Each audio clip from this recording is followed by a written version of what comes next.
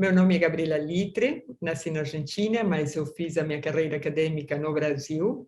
Eu sou pesquisadora associada no Centro de Desenvolvimento Sustentável da Universidade de Brasília e no projeto INCT Odisseia eu sou a coordenadora do lote 5 de transferência de conhecimentos científicos para a tomada de decisão da sociedade civil.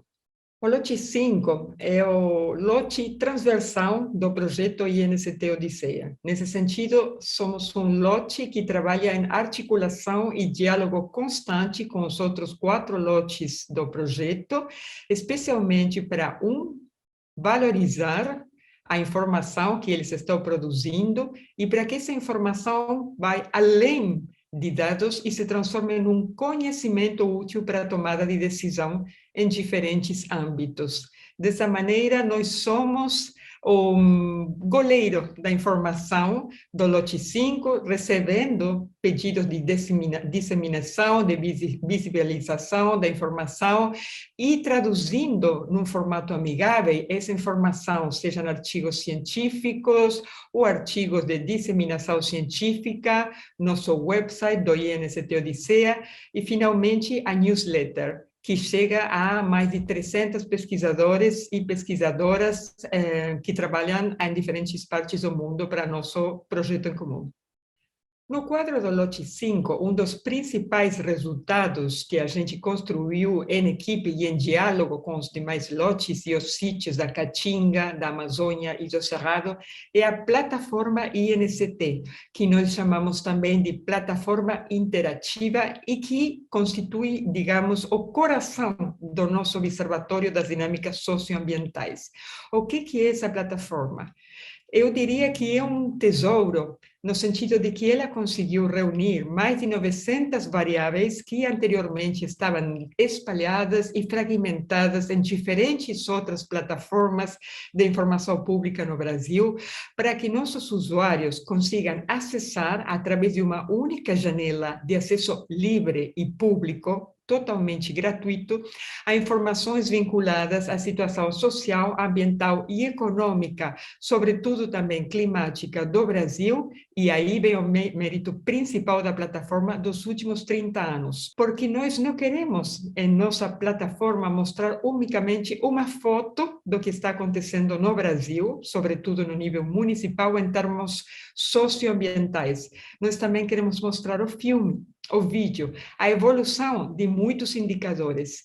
A plataforma tenta de preencher uma lacuna imensa de conhecimento, não em termos de dados, porque dados o Brasil gera muitos e de excelente qualidade, mas sim em termos de acessibilidade. Nossa plataforma reúne esses dados, permite que esses dados sejam visualizados no mapa do Brasil, no nível municipal, que é o nível que menos informação tinha em termos de aglomeração e de homogeneização dos dados, e que qualquer pessoa consiga acessar esses dados em séries históricas, quer dizer, de que maneira no passado, no presente e no futuro, uma variável foi mudando. Por exemplo, como é que evoluiu o uso da terra no meu município? Tem mais pastagem, mais pecuária, mais urbanização? O que aconteceu desde os anos 1980 até agora? E para isso nossa plataforma usou múltiplas bases de dados, como o MapBiomas, o HidroWeb da ANA, que permite medir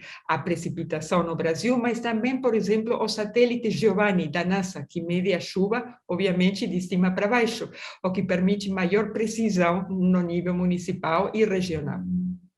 Do ponto de vista acadêmico, a plataforma é muito interessante, porque ela facilita o acesso aos dados, tanto de pesquisadores brasileiros, quanto de pesquisadores do mundo inteiro que têm interesse em entender as dinâmicas socioambientais no Brasil, comparando dados que podem eventualmente dialogar com as próprias regiões, por exemplo, Brasil, Índia, Brasil e países africanos. De fato, uma das iniciativas que o projeto INCT Odisseia está levando adiante é a geração de novas parcerias internacionais para que pesquisadores e pesquisadoras do mundo inteiro possam estabelecer esse diálogo. O grande desafio aqui, tanto dentro do Brasil, com outros observatórios regionais ou nacionais, e também no âmbito internacional, é o que se chama de interoperabilidade de observatórios.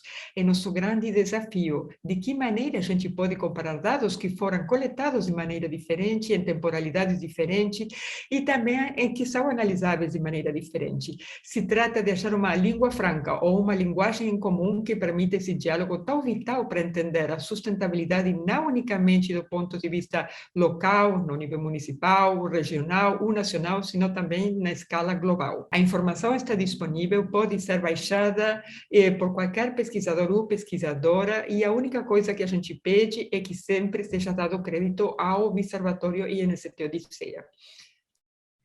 A ideia principal do Observatório INST Odisseia é ser socialmente relevante. Desde o início, pensamos em gerar informações que virem não unicamente conhecimento, sino também que valorizem a sabedoria local, os saberes locais e tradicionais.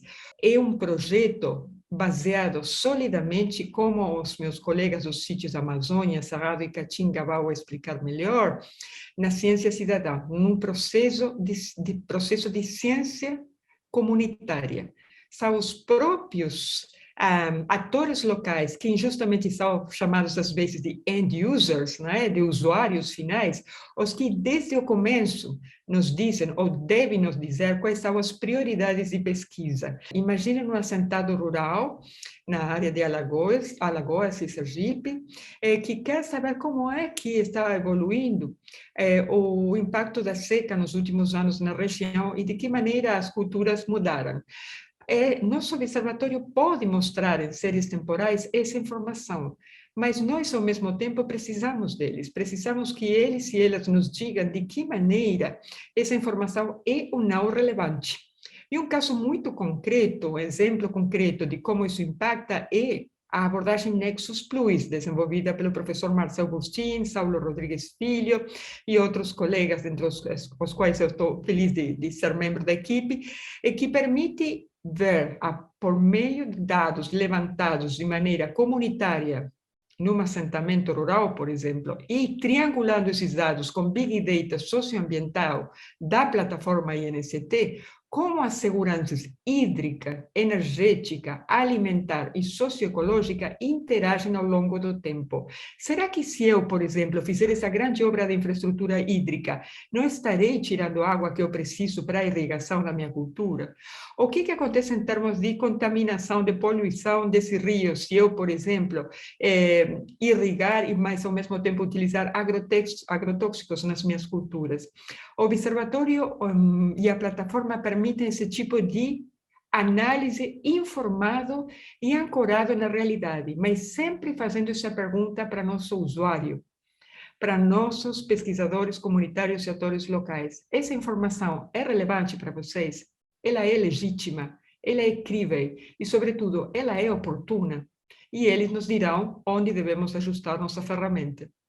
Para os próximos 2 anos, a ideia é que nosso Observatório das Dinâmicas Socioambientais chegue ainda mais e com maior efetividade e eficácia aos tomadores de decisão em diferentes escalas, desde o prefeito até o ministro ou, eventualmente, decisores da escala federal. Dessa maneira, nós precisamos que nossa plataforma seja ainda mais amigável do ponto de vista do acesso aos dados, e para isso estamos trabalhando em 2 grandes produtos que, na verdade, já estavam acessíveis, mas que gostaríamos de fazer mais visíveis. Um deles é o Panorama Municipal.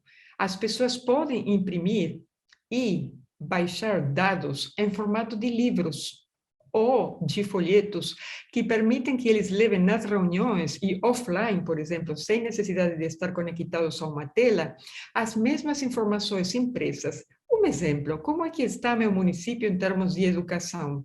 Como é que ele evoluiu? E o mais interessante, como é que ele se compara em termos de performance com outros municípios da mesma região? Ou com municípios que têm a mesma quantidade de habitantes, ou o mesmo IDH, por exemplo. Outro exemplo que estamos trabalhando é o do monitoramento dos ODS, dos Objetivos de Desenvolvimento Sustentável e da Agenda 2030 das Nações Unidas. O grande problema é que nós temos poucos indicadores para monitorar efetivamente os ODD ou ODS diretamente no nível municipal. E para isso a gente está gerando mais e mais informação relevante em termos de indicadores que permitam que as pessoas que efetivamente tomam as decisões de adaptação, que são aquelas que vivem no território, no município, na região, e que elas possam se autodiagnosticar e também fazer seus relatórios de implementação dos ODS. Esses dois grandes produtos, os panoramas municipais já realizados e os ODS, por meio de seu monitoramento, serão alguns de nossos produtos. Finalmente, vamos fazer vídeos que mostrem de que maneira o observatório é utilizado pelos pesquisadores comunitários, mas também pelos atores sociais sem vínculo necessário com a universidade, pelos próprios tomadores de decisão de políticas públicas, e também gerar um livro que será lançado muito brevemente, explicando uma síntese, apresentando uma síntese dessa primeira fase e também nos projetos para os próximos 2 anos. A plataforma preenche 2 tipos de lacunas de conhecimento. A primeira é a falta de informação socioambiental no nível municipal. Temos muita informação gerada no Brasil, um dos países mais ricos em termos de informação gerada pelos órgãos públicos, mas muitas vezes, quando a gente tenta de refinar nosso olhar e chegar ao nível municipal, que é o nível onde se tomam as decisões de adaptação à mudança climática, por exemplo, estão faltando dados. Dessa maneira, a gente junta mais de 900 variáveis de diferentes portais de informação, desde Munique, por exemplo, a PNAD, por exemplo, o IBGE, claramente, e outros órgãos que fornecem informação, e coloca todos eles num único lugar disponível para análise, com uma série histórica importante. A segunda lacuna é o que as pessoas pensam dessa informação, o que elas precisam e o que nós podemos aprender do ser humano, não unicamente do Big Data, senão das percepções subjetivas. E, nesse sentido, estamos triangulando informação quantitativa e qualitativa para ver de que maneira podemos melhorar nossas estratégias de adaptação às mudanças socioambientais no Brasil. A maior inovação tecnológica do projeto INCT, através da sua plataforma interativa, é justamente a triangulação de dados. Nós estamos juntando 2 tipos de dados e de cartografias. Um é o Big Data socioambiental, sobre, por exemplo, mudanças de clima, de temperatura, chuva, por exemplo, dos últimos 30 anos, também de uso de solo, com as percepções locais. Por exemplo, na Amazônia, nossos colegas fizeram excelentes mapeamentos das percepções dos agricultores sobre o uso de agrotóxicos, de pesticidas. De que maneira a gente pode cruzar a percepção do agricultor, o que ele vê no dia a dia, o que ela vê no dia a dia, com o que os grandes dados, por exemplo, do Ministério da Agricultura nos dizem ao respeito? A triangulação de conhecimentos subjetivos e objetivos, qualitativos e quantitativos, me parece uma das principais inovações metodológicas do nosso observatório. E a inovação do nosso observatório é que ele não levanta unicamente dados existentes e os acumula. O observatório organiza, valoriza, classifica e faz amigável o acesso a enormes quantidades de dados socioambientais. O projeto INCT Odisseia é muito mais do que uma rede de colaboração e de pesquisa interdisciplinar. O INCT inclui uma vasta, enorme rede de universidades e órgãos de pesquisa do Brasil e da Europa. Mas, ao mesmo tempo, nós contamos com parceiros valiosíssimos e que fazem o grande diferencial do nosso projeto, que não são acadêmicos. Somos, assim, não unicamente um projeto interdisciplinar e internacional, mas também um projeto profundamente ancorado na sociedade brasileira e, por isso, transdisciplinar. Ele vai além das disciplinas e ele faz dialogar, encoraja o diálogo entre o saber não acadêmico e o saber acadêmico. O projeto INCT Odisseia incluiu, no começo, os seguintes biomas: Amazônia, Caatinga, Cerrado e também o Pantanal. Depois de alguns meses de pesquisa, decidimos nos focarmos mais intensamente na Amazônia, na Caatinga e no Cerrado. E deixamos o Pantanal para próximas pesquisas, sendo fundamental também. Por que a gente trabalha no nível interbioma?